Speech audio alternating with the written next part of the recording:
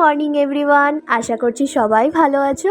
আমরাও ভালো আছি। আজকে আমাদের পুরীতে দ্বিতীয় দিন, আর আজকেও বারান্দায় এসে দেখি সানরাইজ হয়নি, চারিদিক মেঘলা হয়ে আছে, কিন্তু কিছু করার নেই। চলো তাড়াতাড়ি রেডি হয়ে নিই, কারণ আজকে পুজো দিতে যাব, যেটার জন্য মেনলি আমাদের পুরী আসা।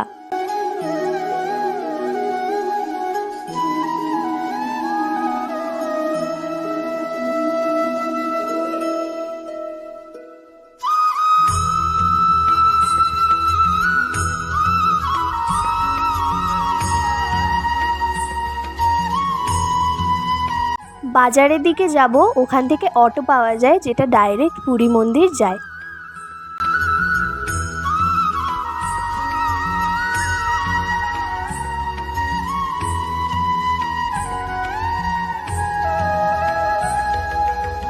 মন্দিরের রাস্তায় পৌঁছে গেছি।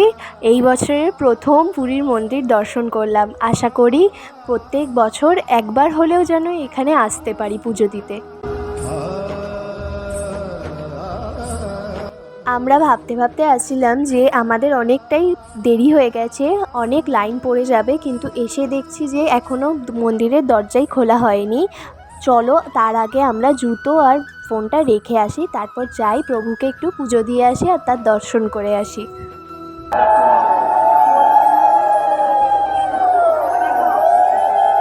পুজো দেওয়া হয়ে গেছে, এবার চলো তাড়াতাড়ি করে ব্রেকফাস্টটা করে নিই, কারণ তারপরে বাড়ি, তারপর বন্ধুদের জন্য, সবার জন্য খাজা কিনে নিয়ে যেতে হবে।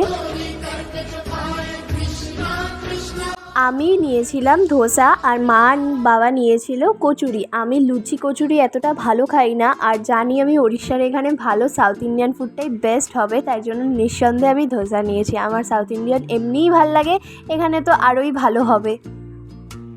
এবার ইচ্ছা ছিল নৃসিংহ থেকেই খাজা নেব, তাই পুরীর মন্দিরের অপোজিটের লাইনে যে খাজার দোকানগুলো বসে ওখানেই আসলাম। এই দোকানটা পেলাম, এখান দিয়েই নেব। পরপর অনেক নৃসিংহ খাজার দোকান রয়েছে, নিউ ওল্ড, কিন্তু কোনটা পুরনো কোনটা আসল কিভাবে বুঝবো, তাই না? তাই একটা দোকানকে বিশ্বাস করেই নিতে হবে।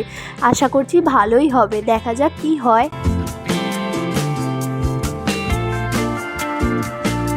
খাজা নেওয়া হয়ে গেছে, আমার হাতে একটা প্যাকেট আর মার হাতে আরেকটা। মার হাতেরটাই বেশি ভারী ছিল। এবার চলো হোটেলের দিকে যাওয়া যাক।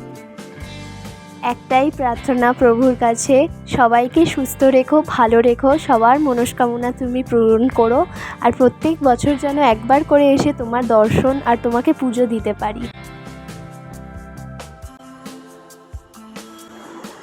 সকালে এত মেঘলা করেছিল, কিন্তু এখন সেই রোদের তাপ। যাই হোক, আমাদের পুজো দেওয়া হয়ে গেছে, তো আমরা যেখানে আছি সেটার রুম টুরটা করেই দিই।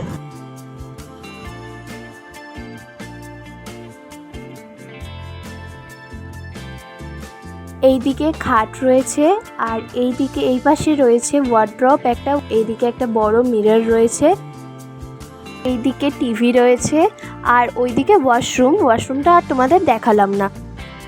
পুরীতে আসলে তো এই জিনিসটা মিস করা চলবেই না, সমুদ্রের পাড়ে বসে এই মিষ্টিগুলো খাওয়া, ছানা পোড়া, মদনমোহন, আরও কত কী, রসগোল্লা। ছানা পোড়া নেব, ছানা পোড়াটা আমি কখনো খাইনি, আর খেলেও হয়তো আমার টেস্টটা মনে নেই। চলো খাওয়া যাক।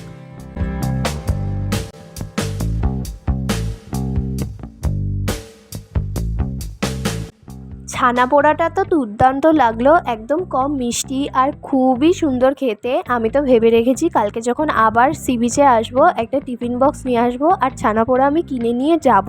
আর এখন একটু মদনমোহনটা ট্রাই করব, দেখি এটা কেমন খেতে হয়। আমার সত্যি বলতে মদনমোহনটা অতটাও ভালো লাগেনি, প্রচণ্ড মিষ্টি। এটা আমার বাবার খুব ভাল লাগবে, আমার ছানা পোড়াটা সত্যিই খুব ভাল লেগেছে। চলো, এখানে মা তো খেয়ে নিয়েছে, বলছে যা বাবাকে গিয়ে দিয়ে আয়। আর বাবা দেখো কোথায় গিয়ে দাঁড়িয়ে আছে, ওনাকে এখন মাঝ সমুদ্রে দিতে যেতে হচ্ছে। চলো যাওয়া যাক।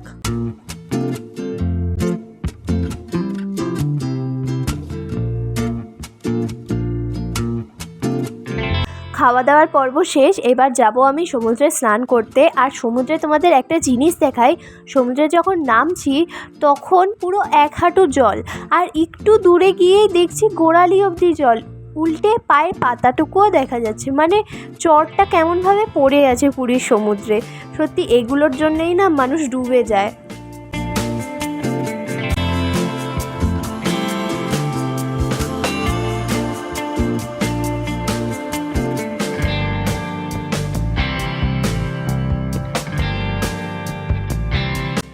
প্রকৃতি কি অদ্ভুত তাই না? বিশেষ করে পুরীর সমুদ্র প্রচণ্ডই অদ্ভুত।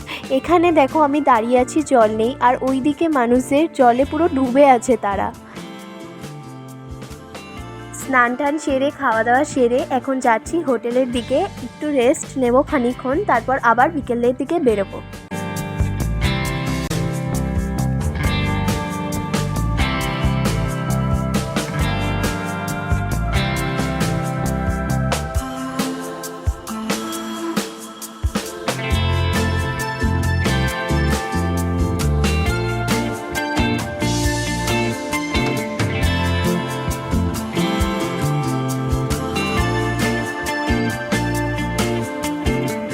কালকে দেখলে না ওই মোমোগুলো খাচ্ছিলাম, ওর পাশে কিন্তু কর্নও ছিল।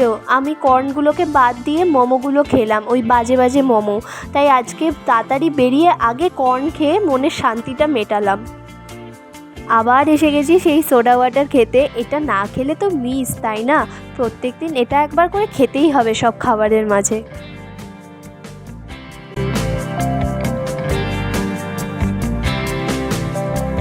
মাঝে না অনেক কেনাকাটি করেছি, সেই ক্লিপসগুলো আর নেওয়া হয়নি। কেনাকাটি করে হোটেল চলে এসেছি, কারণ সব প্যাকিং করব বলে। কালকেই তো আমাদের দুপুরবেলা ট্রেন, আর আজকে তাড়াতাড়িও খেয়ে নিতে হবে রাতের ডিনারটা।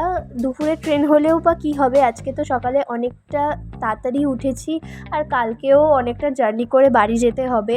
আর আরেকটা জিনিস, সেটা বাড়ি গিয়ে দেখাবো। একটা জিনিস কিনেছি, অনেক ইচ্ছা ছিল অনেক দিন ধরে যে কিনবো, এই বছর আমি কিনতে পারলাম। এই বারান্দা থেকেই পুরী সমুদ্রটা দেখতে দারুণ লাগছে, আর ঠান্ডা ঠান্ডা হাওয়াও দিচ্ছে। এখানে বসেই খানিকক্ষণ সময় কাটাবো, গান শুনবো, তারপর গিয়ে খাওয়া দাওয়া করে হোটেলে চলে আসব। আর আজকের ব্লগটা এখানেই শেষ করছি। ভালো লেগে থাকলে লাইক করতে ভুলো না। আবার দেখা হবে পরের পার্টে। ততক্ষণের জন্য গুড নাইট।